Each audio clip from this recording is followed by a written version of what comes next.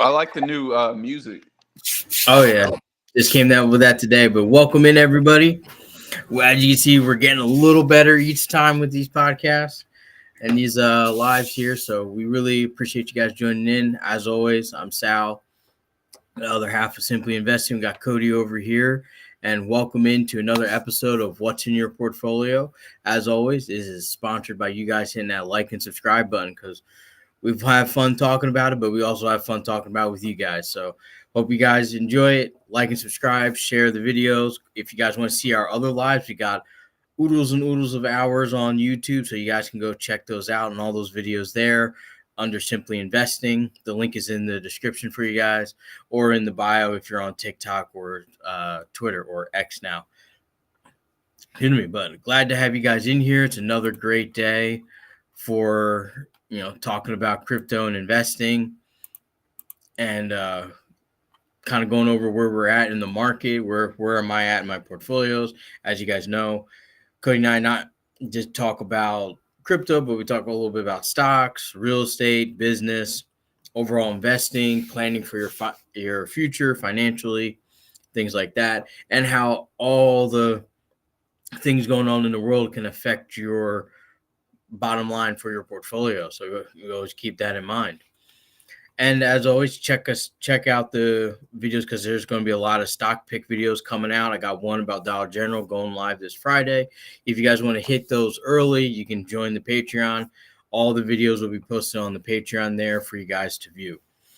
And as always, we're always streaming on all platforms except for Facebook this time, although we get a handful of people from Facebook, so I guess I did not link it on this time, so I do apologize for the Facebook crowd. Hopefully you guys can join us on YouTube, Twitch, and Twitter for this stream. So glad to have you guys here. And we're going to go over our portfolios because, as you know, beginning of the year, we were up. There's a lot of euphoria. The markets kind of took a turn back, but we had a good chance to dollar cost average in. Still a good place to get good time to get Quant, Link, Dot, even Bitcoin, Ethereum, Arbitrum, AdShare, Hedera, Stellar, Polygon, Litecoin. Where's some of the other ones here? We got Caspa. Pretty much all the blue chip stable coins seem to be holding their own. I like how Quant's doing. Quant's been showing that what it's been telling me was that $85 was too low for Quant. The market pretty much said, nope, that's undervalued, and scooped it up. And where we're at on Quant right now is we're holding this range. So pretty much the market's saying that if Quant's fair value is $100 and higher. That's pretty much what it tells me, because when Quant hit that dip of 85 and then rebounded quickly, yeah, that's just all that showed me, that it was just undervalued at 85. Yeah, it bounced back like within an hour of when it hit that all-time, that low for the year pretty much, and then it just bounced right back. We have not seen it go below the 80s in a long time, and I don't think we'll see those 2022 prices. The last time we were at 85 was in August of 2023, and then we hit it again a couple weeks ago, and we rebounded. Yeah, exactly. And I do want to say, guys, I do have Quant in my portfolio. It is, let me see here right now. It is sitting at 10% of my overall portfolio. Although compared to where I was in March, I'll let you guys know, because the cooling off of crypto has happened. I did take a little profits off the top there, but I did see like a 25% drop in my total value of portfolio. Now that doesn't scare me as much. Quant is almost half of my portfolio. Mm-hmm. Yeah, Cody's been holding Quant for since what, 2021? December 2021. Yeah, so this year makes 3 years of me holding it. Yep, and I've been holding it since January of 2022. Although I really ramped it up towards last year when I saw it really dip down, and I just started buying, just kept buying and buying and buying it as we kept growing, as the markets kept stabilizing. So I just like the staking on Dot too, and And that's why I want to buy more DOT, because I feel like if you buy not only just stake and get rewards, but if you buy and stake at the same time, it's just almost as if you're printing, in my opinion, especially when it gains in value and goes to all-time high. And now I will say, with the current DOT inflation, previous all-time high will be a higher market cap than it was last cycle. So to get to $55, it'd have to be at a slightly higher market cap. But that's okay if there's tons of money flowing in. And I was actually telling Sal over text that I actually like Polkadot's unlimited supply. Actually, a lot of people don't like it. I actually like it because it can be used for what it's meant for and gain value at the same time. Exactly. And my thing is like we always knew DOT had its value, and just to let you guys know, DOT is. And not to mention that they're coming out with DOT 2.0 this year and the Jam protocol, which pretty much makes Polkadot like a lot faster, and pretty much you can do a lot more with the DOT token too. So the DOT token and DOT 2.0 is coming out. Like the DOT use case is coming out soon, as long as everything else with DOT 2.0. Yeah, exactly. Right now, guys, DOT is 9% of my portfolio. It's Not 40% of mine. not quite as big as I wanted to get. Although right now, with DOT sitting at the low $7 range, I will probably start dollar cost averaging That's a again. very good price, because we were at $11 a month ago, and what's crazy about that $11 mark, the reason why that's an important mark to me, is because in the 2021 bull market, when things were crashing and we were hitting lows in the summertime, the lowest Polkadot went to in the 21 bull run was $11. So I was kind of getting euphoric at $11. So I was thinking like, man, if we go higher than 11, we could go to 20. But I think by the end of this year, $20 is very possible for DOT. But like by the end of this year, $20. That's my prediction. Yeah, $20 and DOT. it looks like the last 30 days we hit kind of like, I guess that's the new bottom, because it, as you can see, the greed and fear index dropped to 50, and then now we're starting to climb back up, and we're kind of getting ready to go into just standard greed. It's at like 62 right now. So it seems like people are starting to buy again. Nobody's paying attention to whatever else is going on. They're just buying. But I will say this. I started noticing, a lot of YouTubers in the crypto space that never talked about DOT in the entire 3 years I've been watching them are now talking about DOT 2.0. You know who doesn't talk about DOT? Coin Bureau. He never talks about it. Like he talked Yeah. about it in last bull run. He made videos talking about Atom versus DOT and stuff like that, but he hasn't really made videos on DOT either. And a lot of people comment, why don't you make videos on DOT? Like make DOT videos. And I feel like Coin Bureau has a bias towards certain coins, because he talks about what's that one chain link competitor that's on the Solana ecosystem? Pith. Yeah, he talks Mhm. about Pith a lot, which Pith is a very low cap. And he owns a lot of Pith, and he talks about that. Yet he doesn't talk about DOT, and it's weird. Like Pith is a good coin, don't get me wrong, but like compared to people try to compare it to Chainlink, and it doesn't have the connections that Chainlink has. And it's No. on the Solana ecosystem, which is more unstable than Chainlink being on the Ethereum ecosystem. So Yeah, very true. But like I said, people probably thought DOT was done in the last bull run. yep. But they've been making a lot of work. And if you guys want to check out what's going on in the news, you don't even have to go to their website. They have a YouTube channel That's at why there's a Polkadot. meme coin called Dead, because everybody made fun Yeah. of it. The popular consensus was that DOT was dead. Because, I mean, I don't blame people. And the reason why I don't blame people is because after the 2017 bull run, a lot of coins went to the graveyard, and people are used to that old mentality of, oh, this was last cycle's coin. But, I mean, look at Neo. Neo hasn't hit an all-time high since 2018. And Neo is like a rank or two above Quant right now. So it goes to show you that yes, older coins can come back. DOT's not really an old coin. It came out 4 years ago. Like it didn't even launch on the market until the quarter four of 2020. So it's still fairly new. Like, And we didn't even finish the Genesis block until the end of 2021. So I was still buying. Me and Sal were still buying in the Genesis block. Yeah, exactly. So I don't know. You just got to be careful with some of these. So what some people are saying, because I think they're just not paying attention. But I do find it odd that some YouTubers that never, ever, ever said anything about Dot in the Are they entirety. bigger YouTubers?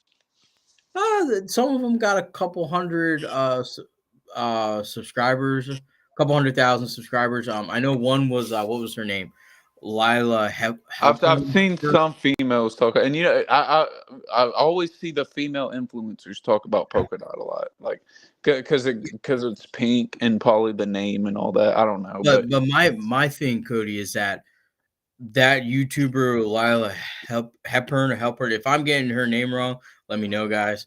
But she never said anything. As far as I know, I watched all her videos over the last several months. I've never seen her say anything about polka dot until she brought on one person, and that's all they talked about was dot 2.0. I mean, it was like a small segment of what they had, but they talked about it, that's when I knew, okay, is about to take off, because now have these people who never mention it are starting to talk about it. I don't think it's going to have the same hype as a lot of other things out there, but it will add value to this I network. know this one YouTuber who only talks about dot, and I also know another YouTuber who's a part of polka dot, I think, who talks about dot and Kusama all the time, making shorts and stuff. But I've seen like the user activity on dot has gone up. Like there's Hmm. 600,000 active addresses. So like in every 24 hours. So that's a pretty good amount of users. And staking is still a popular narrative. People want to earn interest on their crypto. Some people say that, oh, staking is mainly caters to whales, and that's partly true, but you're still getting more holdings even if you're not a whale. So if I had that mentality and I just held my dot or didn't hold dot at all, like I'd be worse off. Yeah, absolutely.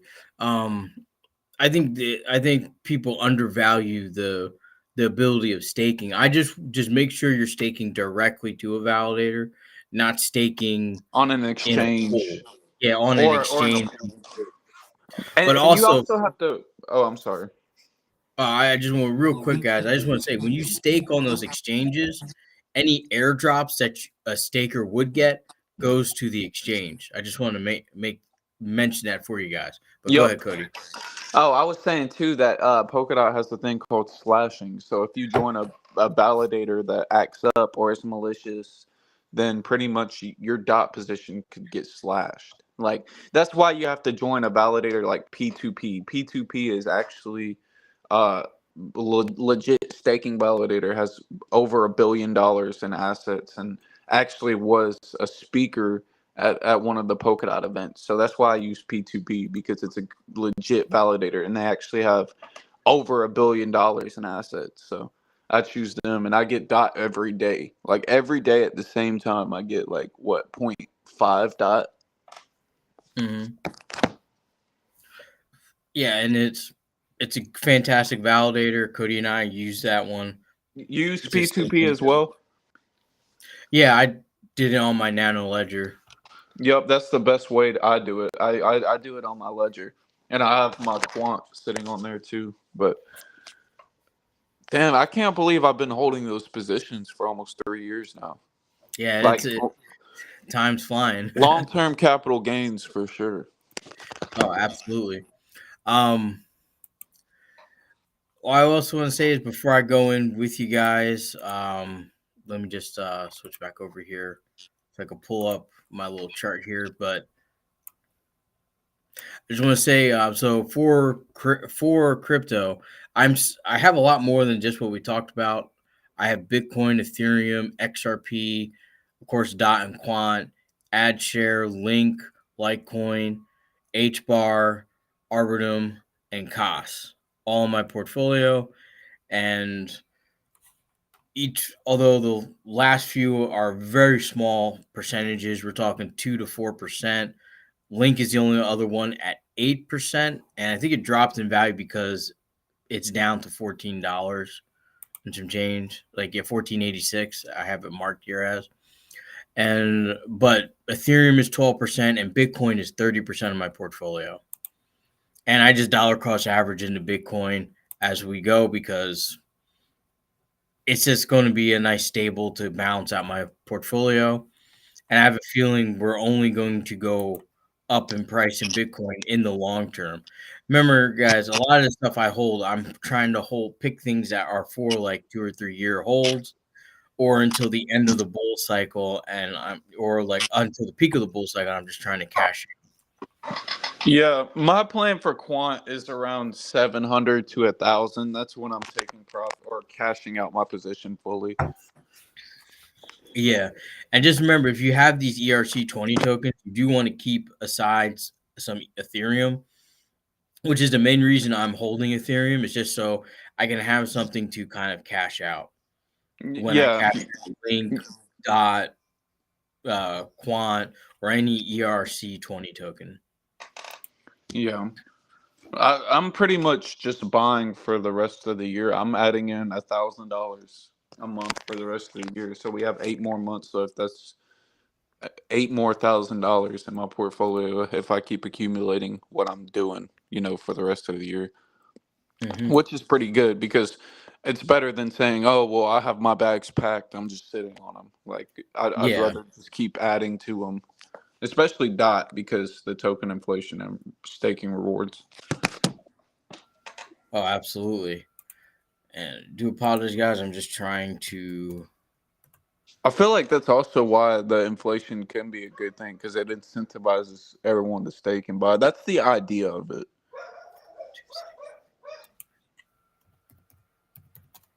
Okay. Yeah, and that's pretty much the incentive of the staking, is to help control the exchanging of the token, so It that way makes the network more secure too. It makes it yeah, more and that expensive to attack. oh yeah, and kind of and we before I go on to stocks, we do have to kind of quickly talk about Chainlink. It's another one both Cody and I are holding. Now, if you do want to see what's going on in Chainlink as well, they have their own YouTube channel at Chainlink. They've been doing a lot of work, a lot of things in crypto gaming, a lot of interoperability and speed enhancements and things like that on their network. So I won't like bore you with the overwhelming details, but there's just a lot that they're doing. I think they post like 4 or 5 videos a day about what they're doing. Yeah, So they're it's up. They're crazy. up in their marketing game like crazy. Yeah, so I expect this to really, in the short term, outperform Dot, because they're to me they're kind of like trying to do the same thing, but I just think the value is going to go higher because they've been so under the radar for so long that now they're kind of like putting it out there into the populace and the markets that they're doing stuff and they're actually accomplishing. They're actually hitting their objectives and their roadmap targets and everything.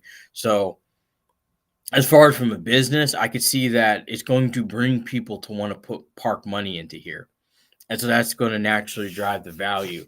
And Not to just like mention, there's over 700,000 holders. exactly.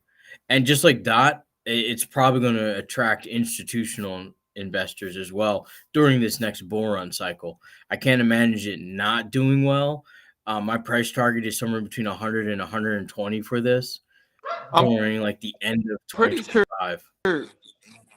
I'm sorry, go the ahead, Cody. stake. I'm pretty sure there's ways to stake as well. Like even Chainlink website talks about staking. Yes, there is a way to stake on their own little DeFi platform. There is some other places you can stake it. You can go to crypto.com and their DeFi wallet and stake it, but do be very careful about what pools you stake it into because you might not ever be able to get it out if you stake it in the wrong pool. So make sure you Oh do yeah. a lot of extensive research before staking in DeFi. I can't emphasize that enough for you guys. DeFi is not for your average user. Like you have to really know what pool or even swapping tokens. Like swapping tokens on a protocol, like you could swap it into something that you think is Tether. You're trying to swap it into Tether. You search up Tether, and a fake Tether pops up, and you Yeah. switch all your money into it, and now you can't even exchange it or do anything with it. And the owner Mhm. of the fake token probably dumped on you.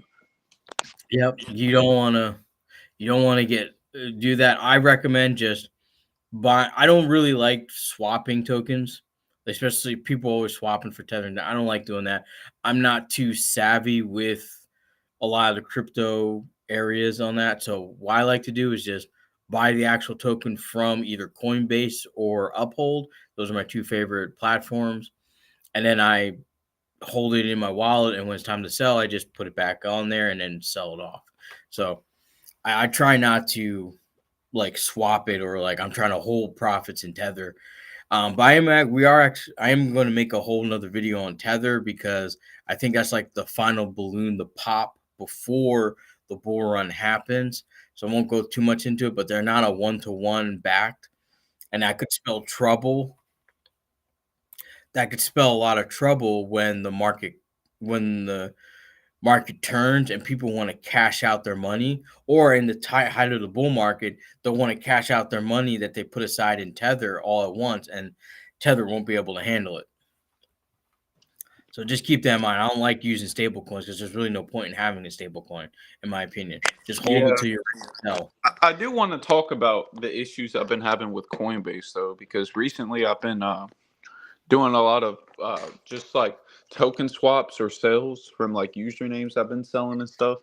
And I Mm-hmm. guess Coinbase saw it as like suspicious, so they disabled me from cashing out to my debit card, and they're making me link my bank account. And it's temporary. I've had it happen before, but it makes me worry to where what if I'm in the bull run, and I'm taking chunks of profits, or I take a shit ton of profit out, and there's problems with sending it to my bank. And I think about that sometimes, but then I'm like, no, I'm probably just overthinking. Like it should be fine, just especially because in a bull market the liquidity's high. So Yeah, and you also want to. It is a legitimate concern because you know most people on their crypto accounts have no activity other than you're constantly putting money in. So it's possible that the algorithm that's trying to protect you from unauthorized withdrawals might think of your taking profits as an unauthorized withdrawal. So yeah, keep that and in mind. having your money locked on Coinbase is scary because hackers. I mean, even if you have 2FA set up, I have 2FA set up and all that, but it's like you could worry because you got like life-changing money on your Coinbase that they're giving you an error saying that you can't withdraw right now, or like your bank is giving you problems. Then that's why in the bull run, when I'm about to cash out like a day or two in advance, I'll be like, hey, just want to let you guys know I have a large deposit from Coinbase going through. This is not a rent. Because my bank knows probably that I've been banking with Arvest for years, and I've had constant deposits in the Coinbase over the years, probably over $20,000 worth. So my bank should be able to know that I've been buying crypto. Yeah, and I'm sure that they're tracking it, but you got to give them time because the financial institutions take a long time to adapt to new things, and crypto is one of those things that's just going to take forever and a day to adapt to. So just be wary and leery that that could happen. Oh, I But remember when I started my bank account at Mhm. Arvest during the bull run, I was talking to the guy there about crypto. We were having a conversation about crypto while he was setting up my debit card. Oh, okay. That- Well, that's a funny thing because more and more people are talking about. I went to go. This funny story off topic, but I went to go move money for my business to a local bank about just doing one of their 5.6% CDs for 18 months because just moving money from one bank to another, kind of diversifying, right? And all they talked about was Bitcoin, Ethereum, and a couple of the meme coins, like while we were chatting. And it was just kind of interesting to me because 6 months ago the old grizzled, not grizzled, but the older banker that's handling our transactions never talked about cryptocurrency, and now that same person is talking about cryptocurrency with me. So it's just kind of interesting how things change so quickly and They people's do. perspectives start to flip, and we're probably in that territory range where the older generation that never really thought about crypto is now starting to think about crypto or talk about it or look Absolutely. into it. It No, go is ahead. interesting. It is interesting to see. That means we have more people that snowball in every cycle, because there's going to be new people in the 2025 bull run that come in, and they'll stick around for 3 years. Like me and you did. Mhm. There's just a big snowball effect every cycle. Every cycle more. 2017 brought people in that sold in 2021. 2021 brought people in that are selling next year. 2024 is good. I mean, 2025 is going to bring people that sell in 2029, because that's the Yep. next bull market if we're still on the same pattern, 2029. Oh, exactly. I do apologize. I'm just answering somebody real quick on my phone here for you guys, so just bear And with it's me. crazy to think that the halving's over with now, because we're so used to saying pre-halving, or now the next halving's in 2028. I'll be 28. I'll be going on 28 years old. Yeah, that's it. That is crazy because we were talking about that 3 years ago, and it was like, man, what's the halving going to be like? What's the halving going to be like? And now And now it's that we're over. here, it's like, okay, what now? So Now this is you going to be just like the wait first 12 to 18 time. months after the halving. Because I already know this time next year we're gonna have a heavy alt season. Or if we start really getting bullish by the end of this year, like I'd say by March to May would be a good time to like liquidate your positions, at least in alts. Now, if you're a Bitcoin holder, then you can hold for like the whole year. But if you're like me, who's mainly into alts, it's a good time to cash your alts out earlier in the bull run, because like 2021 there's a lot of altcoins that hit their all-time highs in May. Chainlink, for example, hit its all-time high in May. It didn't hit its all-time high again in November. Yeah, it didn't break a new all-time high when Bitcoin did. So keep in mind too that when your alts are really up, liquidate your positions, even if they're good alts, because you don't know if they'll break their all-time high again in the bull run. No, that's very true. Very true. Like And Quant, for example, it's like Quant could hit $600 or $700, right? And this is how I visualize this. And I'm gonna be thinking like, damn, I just want to hold. I just want to sell it at 1,000. But there's also a lot of people trying to sell it at 1,000 too. And not only that, like at $600 or $700 Quant, like I'd have life changing gains anyway. So I think it would be very hard for me to hold to 1,000, just because I'd have such a high amount as it keeps gaining, to where I'd want to take that money. yeah, and you guys got to set your profit taking targets. We have a couple guys in our Patreon and our Discord. One great guy, he's been stacking like crazy over the last couple years. He has his to the dollar points on everything he's holding, when he's going to start taking profits, how much, and pretty much when, and then when he'll take the next one. So just make sure you guys have an exit strategy, because we're not trying to shoot for the moon, because those people always end up broke. We try to take profits before it gets too high. Like, you don't want to try cash out at like 1,000 quant. You want to try to Oh cash out yeah, at 700 because people are still buying it. exactly. It's like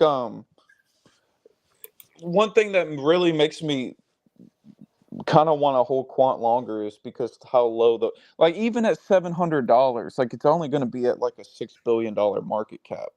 When the market is over $3 trillion, when it starts hitting $5 trillion, 5 billion is still a low cap. Yeah. You know what I'm saying? It's like $1,000 Quant is 12 billion. If the market cap's over 5 trillion, 12 billion would be like a number 40 coin.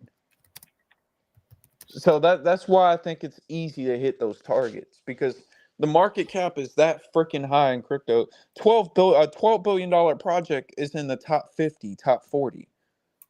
And then the top 10 and top 20 are like the 50 to $100 billion projects. Mm-hmm. So that's what really makes me, because it's such a low market cap still, even at 12 billion. I mean, right now 12 billion is a high project. Like Polkadot's at 10 billion. But I think in the bull run, when the market cap's over 5 trillion, 12 billion is nothing. Yeah, no, you are correct on that. And I think people put too much emphasis on market caps because I remember this back in the late '90s. Everyone was saying like you can't possibly have $1 trillion company. That's way too much money. It's impossible to have that valuation. And then in the 2000s, we had like 7 or 8 companies hit the $1 trillion valuation mark. So it's kind of the same thing with crypto. People keep saying it can't hit, it can't hit, it can't hit, but at some point, it's one of them's going to hit it. One of them's going to break that barrier, and then others will start breaking the barrier. But trust me, like once the market cap of crypto is at 5 trillion, Bitcoin's probably going to have a 3.5 trillion plus market cap. Oh, absolutely. The market cap of Bitcoin alone will be what the market cap of crypto as a whole was in 20, because we ended off 2021 at 3.5 trillion. Bitcoin alone will hit 3.5 trillion. Exactly. And before we continue on with some crypto things and everything, let me just go over you guys what's in my portfolio for my stocks. As you guys know, I have quite a bit of money in Betterment and Wealth Fronts. They're both algorithmic money management companies, so great places to put your money. They spread it all over the market to maximize your gains and minimize your losses. So I do have those in addition to my individual stock picks.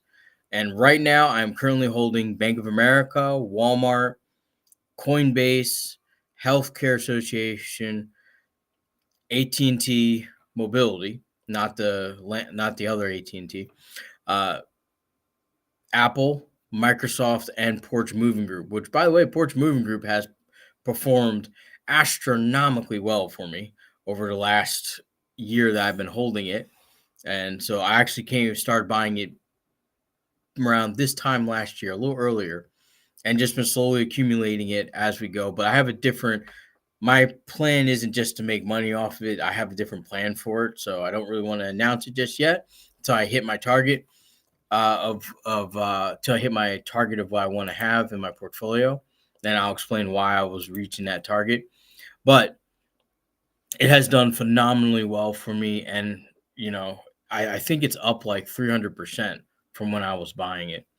And it's kind of funny how that one stock really has outperformed my crypto portfolio in the long run compared to what everyone kept saying. Stocks can't make the same money as crypto. I mean, this stock went from my total holdings and it went from 280,000 to now 1.14 million because it went from 55 cents to like $4.70. And it's nowhere near where it should be, which should be hovering around $18 to $20 a share. So it's a definitely good company. It's a home services company that is kind of like a middleman to getting other vendors and smaller businesses find clients. It's a great company to have, and they're the only one in that industry that is currently publicly traded, and they're going to do phenomenally well. They're making money hand over fist and have paid back like 90% of their money that they borrowed in 2020 to buy up everybody. But as you guys know, if you are on Patreon, you know that I probably will soon be adding Dollar General to my stock position list. Although I'm just watching it now, so stay tuned Friday for that video. Of course, I have Coinbase. I'm actually putting in another bit to Coinbase in here because I am a strong believer of having stock in Coinbase. I think it's going to be the one of the few that lasts for the long term. And of course, you guys know I also have a position in Ripple, a position in Uphold and Cerebus. They're private equity positions, highly risky. If you do qualify to be an accredited investor, though you can go to link to and be able to buy those, but I would not recommend putting much money into that, because like as you can see, as a total of what I have, it's nowhere near compared to everything else. Like it's like less than 3% of my total net worth is in private equity holdings, because it's very risky. I can't cash out, I can't liquidate, I can't really do anything except for buy or be able to sell it back when they offer a buyback. That's all I can do with it. So just be careful with that. It's very, very risky. And to finish off the portfolio, I haven't bought any real estate. Although there are some great deals, I am getting outbid by people who have bigger pockets than me. So as of right now, I'm not taking on any more mortgages. Just trying to pay off my original mortgage value, which is 3%, which is about 7% of my total portfolio, my property portfolio, which is still a lot. It still gives me anxiety seeing 7-digit mortgage count on my balance sheet here, but still at the end of the day, it's not as much if I have to close out or forced to close out, which a lot of people don't know. So be very careful when you get into rental properties that banks can force you to liquidate your property to exit out of the position that they're in. So just beware, because that can happen when you get commercial loans. Well, that's what these real estate gurus are getting. They're getting commercial loans. Trust me when I say banks will protect themselves and toss you to the wind. Just be warned. Just Talk be wary about about that. real quick. Refresh some people watching about the differences of a commercial loan and your regular, loan. Okay, so your regular mortgage, which most people think is what they're getting when they buy an investment property, is, you're looking for 15, 20, 30 years. You put your down payment, people think you're going to rent out the property, but you can only do that with your personal credit. You can only do that with your personal credit, and you can only do it, I think, like 10 times is what you're allowed to do it in a year. So you can't go gangbuster on properties. Now, if you're doing like what my brother and I are doing, which is we're buying apartment complexes, we're buying duplexes, we're buying property portfolios, there's no way we're going to be able to do a traditional loan. So what we do is we have to get a commercial loan, which a commercial loan, it's not, some of them will make you personally guarantee them, which means you have to sign that if you default on this, they won't just come after the properties, they'll come after you for any remaining balances. That's not most corporate loans. Most corporate loans are non-backed corporate loans with adjustable rates on them. So that's APYs. So, and they work exactly like the car APYs. Like if the rates go up, your mortgage rates are going to go up. And right now, since rates went from 2.65% up to, I think like the highest I've seen is 9.58% on a commercial loan. That means your monthly payment probably on a property, on an average commercial property, probably went from $15,000 a month to like $38,000 a month. Sorry about that. Somebody called me. Oh, no worries. So it went up to, you're doubling the property values, and that, or not property value, you're doubling the mortgage value, and you're doubling your interest payments. And unfortunately, with commercial properties, if the bank sees that this ain't viable, like you can't maintain tenants, or the property it's just not worth having this risk on their balance sheets, they will force the sale of your property. And if you don't agree to it, they'll put the damn thing up to auction. That's just how it's going to go. And after it sells and goes through all that foreclosure process, it may take a couple years, 3 years, 4 years, but then it's going to come it's going to hit your personal credit, and then you're going to have to pay back the difference.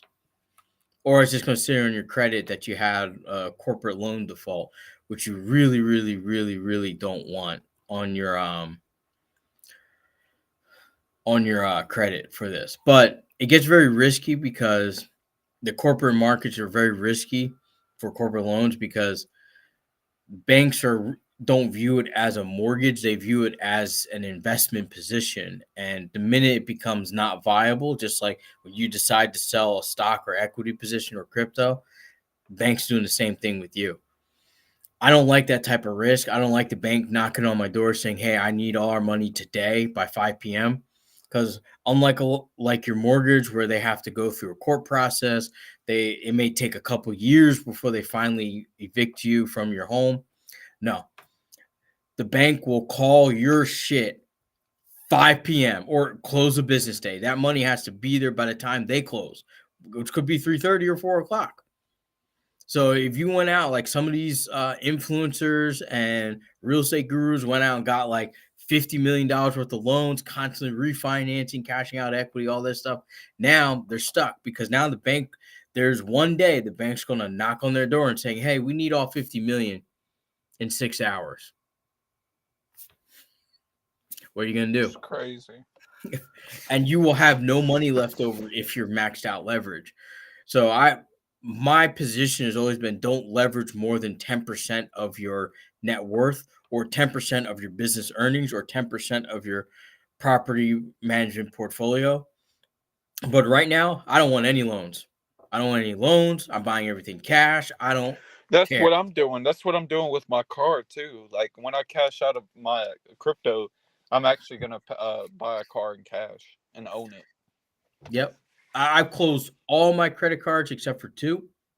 Um, my American Express I kept open and my crypto.com one I kept open because I get like 7% back in XLM off of it. So I I keep use I use my Coinbase card. that's also a good one. Also, Uphold has one too for 3.5% as well on there. If you guys are in the UK or not in the United States for that matter, but the only ones I'm keeping is my American Express because I can pretty much I have no spending limit on it for my business, and sometimes I just need to make a $10,000 purchase for the business to like a piece of equipment or a truck needs to get repaired, and I don't want to dip into the cash flow just yet. So I will dip into the credit card, but I always try to pay it off by the end of 30 days. Luckily I haven't had any big emergencies and I hardly use the card. I only use it to get office supplies, like $500 in office supplies a month just to keep it active. But I'm telling you guys, like I'm not getting an auto loan. Even the cars I want and the house I want, I'm not getting a mortgage. I'm just putting cash down. If I can't get it for that price, then I walk away. That's just how it is. Same thing with my businesses, my personal life. If I can't buy it today and walk away with it, then I'm not doing it. So, and I recommend that you guys have the same view. Like, just pay off those credit cards, cut them up, and then never Yep. use them again. That's what I'm gonna do with mine. Like as soon as I sell my assets in the bull run, pay off my credit card, throw it away, not get an auto loan, not borrow money. Actually have like everything I own. Even the place I live. Like I already know I'm gonna live in Fayetteville, so I'm gonna get an affordable place there. Now, keep in mind, guys, if you are trying to get a home, if you're like, hey, look, I don't want to run a business. I'm not trying to do these risky investments. I'm just trying to stack, save, and live the 9 to 5 life, which is okay. 9 to 5 save lives. This life isn't cut out for everybody. It's tremendously exhausting. Like today, I'm so tired and I have a headache, and I really don't want to be doing this, but I'm here doing this with the video for you. I got networking events to go to later this afternoon for real estate agents and stuff like that. Just got to do it. Just got to keep walking, keep doing it. So I understand that life's not for everybody, but I do recommend if the average person has 5 credit cards, you don't need 5 credit cards. If I if only you're have one. if you feel like you're over overwhelmed with it, pick the two that are best suited for you, cut the other three up, and just pay them all off, and have one that's for emergencies and one that's for getting regular, you're just buying gas with it and paying it off at the end of the month, so your credit score can remain high, so you can get the auto loans that you want and you can get the mortgage that you want. Because I know a lot of you guys won't be in the position that I am, where I can go and look and say, oh, I love this $700,000 house, I'm going to buy it cash. No, that's not 99% of you. You will need a mortgage, and that's okay. But understand that you want to get that mortgage, just try to hustle to pay that sucker off as quickly as possible. But if you don't own a business, which most of you won't, and that's perfectly okay, is that your biggest asset will be your credit score up until you retire. Because when you retire, you don't need your credit score. You should be cash only at that point. Yeah. You want to have your credit score up so that way you can get good rates on the things you need. So you're not overpaying on okay, I need to get a new car now. Or, you're a young married couple, you have one kid. Now, all of a sudden, you're having twins, and now you're going from one kid to three kids. Oh, and you need to get that minivan or that bigger SUV kind of deal. the car I'm going to get is actually going to last me over a decade if I really wanted it to. I'm not gonna I might be spending $23,000 on a vehicle, but I'm gonna keep that $23,000 vehicle for a very long time because it's a Lexus. So Yeah, absolutely. So if you think about it, 23,000 divided by 10, Cody is spending 2,300 a year. You divide it by 12, it's under $200 a month for that car. That's where you want to be. That's a very good. And when you buy your car, you don't have to worry about payments. Your insurance is less because they don't have to insure to the standards of your loan. They only have to just insure the vehicle. Which, if you take a safe driving course and defensive driving course, you can knock those payments to $50 a month. I know it seems a little tough in this economy, and with inflation, and insurance companies seem like they're jabbing it whichever way. That's a very good way to bring down your costs. But if a lot of you are young, which we do have a good amount of audience is on the younger side, I strongly recommend that don't waste your 20s on living the experience. Work, stack, save, and invest. That's it. And if you're married, you'll get there quicker. That if you're married to the right person. Don't marry because divorces are too common, man. Divorces are way too common. It's actually, some girls say that men are scared of marriage. Men aren't scared of marriage. Men would love to get married in a heartbeat. Men are just scared of divorce. And divorce is a scary thing. I went through a divorce. It was financially devastating for me, and luckily enough, I was able to bounce back. But I also have to take into consideration that I have the mindset and a different level of experience than most people getting divorced. And I can tell you that most people who do get divorced and they get hit hard financially, that are on in the upper class of America, they tend to bounce back anyway. It's when you're in the middle class or working class that if you get a divorce, it pretty much shuts you down. You're done. If you get divorced at 55, there's no recovery. You're going to be living on the street when you're 70. And that's why I know there's a lot of trend on TikTok. They're saying, well, men die alone, broken and poor. Well, because 75% of them are getting divorced. Which actually, it's funny because people are like, oh, divorce. Divorce is only paying the judge and the lawyers. Just remember that. And if you're going to get married, before you get married, I highly suggest you sit down and you say, this is what I expect out of marriage. This is what I want to do. What is it that you want to do? Do we align? Because if you don't align, don't get married. You got to make sure that you align. This has nothing to do with feelings, love, anything like that. You got to make sure that your life plan and her life plan, or vice versa, or whatever the hell you're doing, is on the same page. But I could tell you this from being in the financial industry, it's a hell of a lot easier to get to retire early if two of you are working towards it rather than one person. One person, you might be able to retire between 40 and 45 if you sacrifice everything. And you might be able to retire in your mid 30s if luck went your way in the markets and everything. But if you have two people, and let's just say Cody, for instance, he's 23, he gets married now, and they go till 30, both of them on the same page, you'll be able to retire within like 5 years. We have a guy in our Patreon group. He didn't start saving till 50. His wife is on board. They're now 53. They could already retire off of their investments and everything. I'm telling you guys that you have to work together to make this happen. There's no other way to do it.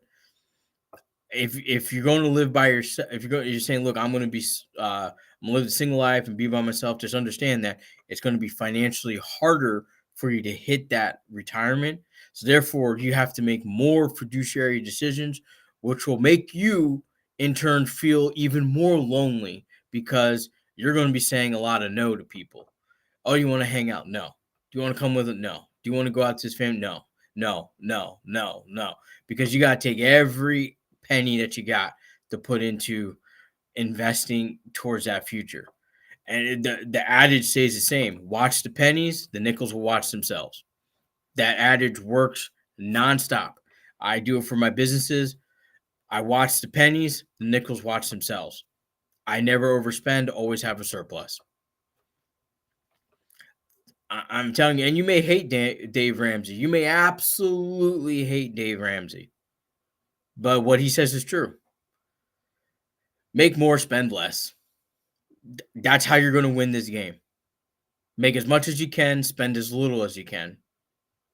That's just how you're going to win. It doesn't matter whether you're investing in crypto, stocks, real estate. It doesn't matter. Spend as little as you possibly can. That is 100% true. And earn as much as humanly possible. And if you're in your 20s, like Kevin Samuel said, get a second job. You should not be focused on anything but come home, sleep, eat, shit, get back out there and work. That's it. Because I can't tell you how many guys that effed around and found out. Now they're 55, and now they have to face the realization that you can't retire. You're going to have to work. And because you never develop skills or the necessary skills that can help you get a job that's white collar instead of blue collar, so you don't have to work your body as hard, you're going to have to live forever. And it's not just men. There's a hell of a lot of women too. Nobody in America really thinks about what you're going to do when you turn 60 and now you realize you have to work another 30 years because you can't afford to retire. Don't be in that position. Do not be in that position. You're 20, just keep your head down. It's basically, I'm going to say it as blunt as I can. Head down, shut the fuck up, work, collect a check, invest, don't spend it, find more ways to get more revenue. Either side hustle, internet hustle, sell shit on eBay, affiliate link, do whatever you can. Try all sorts of things. You're 20. You're in your 20s. That's what I'm saying. I'm 23. I turned 24 in September, late September. So it's like the only thing I can do during this time is invest and work. And because if I'm not doing any of those things, then I can't do anything. Like I have to have income coming in or else my life is shut down. Like I can't do anything. Yeah, and keep in mind, no matter what you think of me, no matter how much you hate me, keep in mind, I can retire right now. I could shut everything down and just walk away and just go buy a house in a beach in Florida and just live the life. I have enough that I will survive the next 70 years. So that means next 40 years of my life, and then I pass away, my daughter still has another 40 to 50 years of living, funds left to live without having to work. Be in that position. And you're only going to get in that position because I said a lot of no's. I didn't say it in my 20s, and I regretted not working as hard as I should have in my 20s. I still did a pretty damn good job, even with me getting divorced by 30. But when when I turned 31, I just said, nope, I'm focused. This is what I'm going to do. And from 31 to now, coming up on this year being 41, I could tell you that that was the hardest decade of my life, last 10 years of my life. It sucks. It still sucks right now, but I probably only have maybe 5 to 10 more years left, and I can be in the spot I want to be in. I have a net worth of 8 figures with everything going on, and it's still growing. And that's what I look up to. That's where I want to be at. And I'm telling you, like Cody has a friend that he introduced to me, Aiden. He's in real estate. Kid's gonna do phenomenal. I could tell that right off the bat. Nonstop hustling, and he has a little side hustle of dirt bikes and car parts and stuff like that. Kid is going to be phenomenal. If you're a young guy, I'm going to tell you this: chase your financial goals. Don't chase pussy. If you're a woman, chase your financial goals. Don't chase dick. That's how you're going to win. And if you are lucky enough to find someone that say, I'm on the same page as you, we're both on the same page, we understand our goals, guess what's going to happen? You are going to be one of those couples that's like, I'm retiring at 33. And it is possible, but it ain't possible sitting out here keeping up with the Instagram life, keeping up with the Joneses, spending all this money, having $1,800 car payments. You're not going to get there. If you take away an $1,800 car payment and bought a used Honda Accord, which will last you 20 years, you will live life. My parents, one was a teacher. Now, granted, both of them were Ivy League educated, but one was a teacher, graduated from MIT. One was an accountant, graduated from Princeton. Guess what? They retired millionaires. Why? Because they didn't live up with the keeping up with the Jones life. They didn't really have a lot of credit cards. They didn't have a lot of debt. They paid off their house by the time I left college. So their house is owned free and clear. Their cars, free and clear. Everything they own, they don't have to worry. All they have to worry about is figuring out what they want to do for a hobby. And they help out with our family businesses. And then, my mom goes back to my dad and they go and do their thing. Like, it is coming up. They're going around through the desert to tour some national parks and do some stargazing out in Arizona. So, and they're going to do that for a month. I like doing that. That's where you want to be able to do things without having to think about it. You don't want to be 60 trying to count your pennies because you can't afford to buy the groceries this week. It's either groceries or gas or your prescriptions. I hate to say it, it's harsh. And I don't know how many times. I mean, every one of these, what's in your portfolios, I'm going to try to beat it into you young people. You will live probably 80 to 90 or 120 years old. So let's start acting like we got to, like, with some sense of urgency to get to the financial position to be able to enjoy those years, rather than you can enjoy your 20s, but then you're going to hate your 70s. You don't want to be that, because your youth, your body, it won't last forever. Eventually, it's going to say you can't do this. And if you don't have the money to support you, then you're going to be out on the street. Especially with now, birth rates are so low. Don't count on Social Security. Don't even count on Medicare. Don't even count on welfare. We ain't going to be collecting enough taxes to support those. I can tell you that right now. In the next 30 years. I don't think Gen Z and millennials understand how fucked they are when it comes to that. I suggest get your lying millennials, people fighting the damn gender war and everything. Get your head out of your ass. Start understanding you're gonna need a helpmate to get you there. That's it. You have to come up with a plan and stick to it. But with that, I got really nothing else to say on that. As far as the markets and everything, like we're gonna have stagnation For a lot of you young people that keep talking about inflation, stagnation is the worst possible because there's no job growth, there's no GDP growth, there's no capital growth, there's no nothing. You're just kind of working. Everyone's just kind of existing. This stagnation tends to last for about a decade. It usually comes after a recession or a depression. We just came out of a recession. Now we're kind of in stagnation where people ain't spending, people are too worried, which rightfully so. You shouldn't be affirming a goddamn Stanley Cup. You should not be affirming $200. If you have the $200 or you don't, cash and carry. If you have the cash, carry it out the store. If you don't have the cash, then it's staying there. I've even seen people, there's less window shopping, there's less everything. Start saving your money. And you'll be surprised at how quickly the corporations will drop and start focusing on value rather than sucking out your dollar. When you start saying, no, I'm not spending any money unless I have to. If you want to save some more money, figure out how to do an oil change by yourself. Figure out how to change your own tires. Figure out how to do your own alignment, which I'll admit, doing your own alignment is pretty hard if you don't have the proper equipment. Just figure out how to fix stuff. You have a broken molding from your dog in your apartment. Learn how to cut and fix it. Learn how to hook up your washer and dryer. I can't tell you how many younger people can't hook up a washer, dryer, and refrigerator to water lines properly.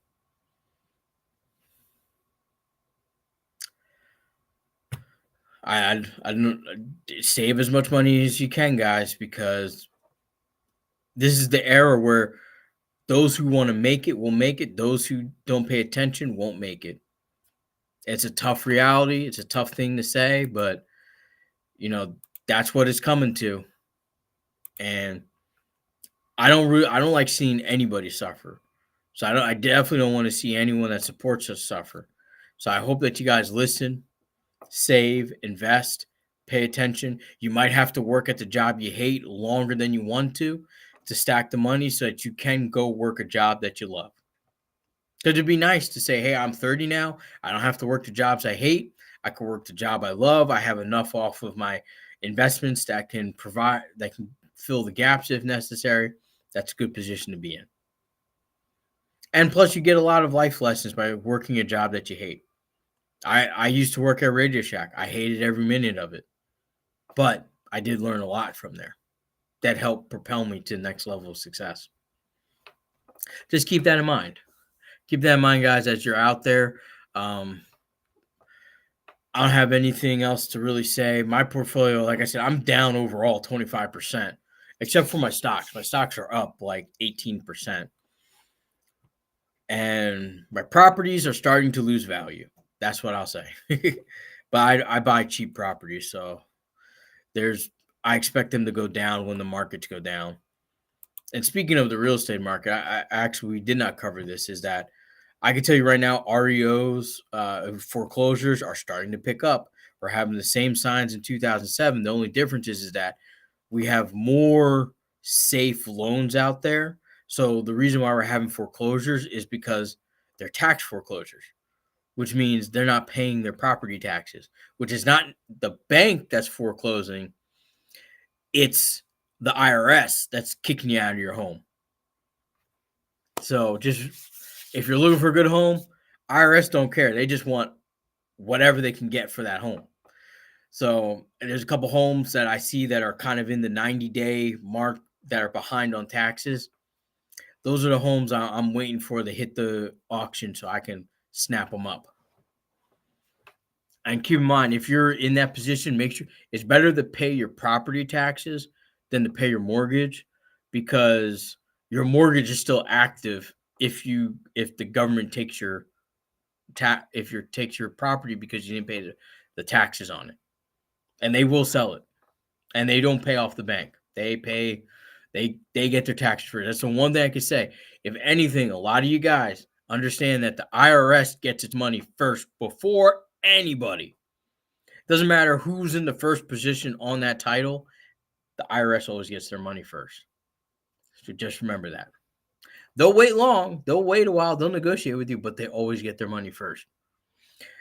And a fun fact for a lot of you red pillars that may be watching us, IRS gets the money before even child support gets in.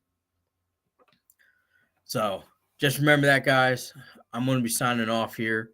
It's been an hour. I think Cody has to go into work soon. So be mindful about what you're investing in. Make sure you're doing your research. Make sure you're doing your due diligence. But as always, save, invest, build that emergency fund, and just try your absolute best to spend less than what you're making. Find ways to cut. I know it sounds like it's hard, like I can't possibly cut here, cut there, but once you start making a budget, you'll be able to start to see where you can cut. But with that said, guys, I'm going to be checking out. Thank you guys for all your support. Like and subscribe to the channel, and definitely give us a follow on Facebook and TikTok and on X. Sounds weird saying it because I keep calling it Twitter, but X. So really appreciate you guys. We'll see you guys tomorrow morning for morning market news, and we'll definitely see you guys later. So we thank you guys so much and have a wonderful day. Enjoy your Sunday.